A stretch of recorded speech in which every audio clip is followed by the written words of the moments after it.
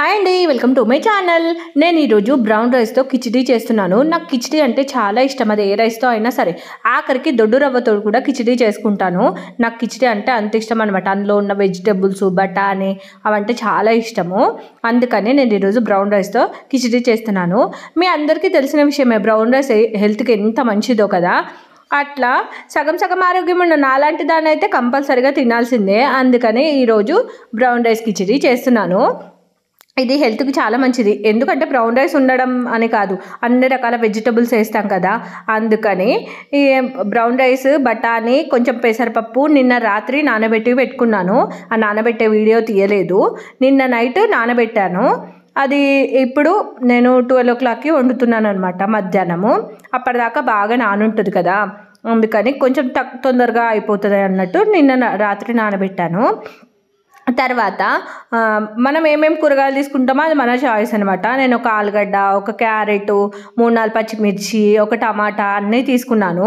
మనకు కరోనా అప్పటి నుంచి ఏం అలవాటు అయిందో కాలేదో నాకు తెలియదు, కానీ పరిశుభ్రత మాత్రం బాగా అలవాటైంది. కడిగిన వెజిటబుల్స్ని 2 సార్లు కడగడము, తుడిచిందే మళ్ళీ తుడవడం, ఇట్లా చేస్తున్నాం. నేనైతే అట్లాగే చేస్తున్నాను. మీ ఇంట్లో ఎట్లా చేస్తున్నారో నాకైతే తెలీదు. అట్లాగే చేస్తుంటే కామెంట్ చేయండి.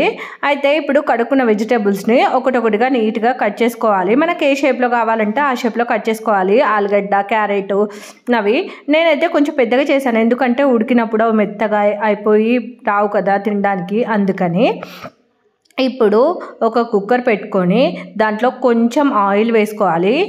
ఆయిల్ వేసుకున్న తర్వాత ఆయిల్ కొంచెం వేడయ్యాక మనం బిర్యానీ సామాన్ అంటే షాజీరా, కొంచెం 2 లవంగాలు, 2 ఇలాచీలు, కొంచెం చెక్క, ఇవన్నీ వేసుకొని నూనెలో వేయించుకోవాలి. తర్వాత ఇందాక మనం స్టైల్గా కట్ చేసి పెట్టుకున్నాం కదా కూరగాయల ముక్కలను, వాటిని ఒక్కొక్కటిగా వేసుకోవాలి. అంటే టమాటాని ఇప్పుడే వేయను, ముందు ఆలుగడ్డ, తర్వాత క్యారెట్ వేసి అవి నూనెలో మగ్గనిచ్చిన తర్వాత టమాటా వేసుకోవాలి. టమాటా వేసుకొని టమాటా కూడా కొంచెం మెత్తగా అయిపోయిన తర్వాత కొంచెం పసుపు, కొంచెం అల్లం వెల్లుల్లి పేస్ట్ వేసుకుంటాను. తర్వాత కరివేపాకు వేస్తాను. నాకు ఈ 3 కాంబినేషన్ అంటే చాలా ఇష్టం, ఎందుకంటే స్మెల్ బాగుంటుంది. కరివేపాకు కూడా ఇప్పుడు తినడం అలవాటు చేసుకుంటున్నాను, ఎందుకంటే హెయిర్ మొత్తం లాస్ అవుతుంది కదా, కనీసం అది తింటేనన్నా ఉంటుందేమో అన్న చిన్న ఆశ అనమాట. మీరు కూడా నాలాగా అట్లా ఏదన్నా చేంజెస్ చేస్తున్నారా? ఇప్పుడు అవన్నీ కూరగాయలు మగ్గిన తర్వాత ఇందాక నానబెట్టుకున్నానని చెప్పాను కదా బ్రౌన్ రైస్ను కుక్కర్లో వేసేసుకొని కలుపుకుంటున్నాను అన్నమాట. తర్వాత అది కొంచెం నూనెలో ఉడికిన తర్వాత, ఎందుకంటే మొత్తం మెత్తగా కాకుండా కొంచెం పొడిగా కావడం కోసము. తర్వాత నేను 1 కప్పు బ్రౌన్ రైస్ నానబెట్టాను కాబట్టి ఒక పెద్ద గ్లాసుడు వాటర్ వేసుకున్నాను, చెంబులో సగం అనమాట.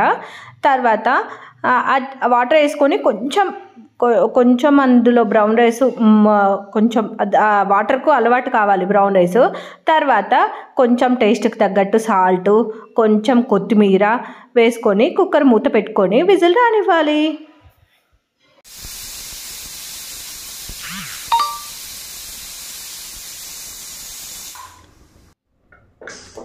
నేనైతే 4 విజిల్లు రానిచ్చాను, అంటే రాత్రి నానబెట్టాను తొందరగా ఉడుకుతుందని. ఇక్కడ మూత తీయడానికి రావట్లేదని ఎక్కిరియకండి. నా చేతిలో ఒక చేతిలో ఫోన్ ఉంది, ఒక చేతితో తీయడానికి కొంచెం ఇబ్బంది అయిందనమాట. చూడండి ఎంత బాగా ఉడికిందో. అట్లా వెజిటబుల్స్ అట్లా ఉంటే ఎంత బాగుంటుంది కదా, తినడానికైనా బాగుంటుంది, హెల్త్కి కూడా బాగుంటుంది.